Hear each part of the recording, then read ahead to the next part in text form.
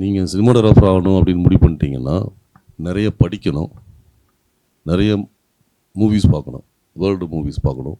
Colours வந்து இன்றைக்கி வந்து ஃபில்மில் இருக்கும்போது இருந்த கலர்ஸ் இருக்குல்ல, அதாவது மல்டிபிள் கலர்ஸ் இருந்துச்சு இதுக்கு முன்னாடி.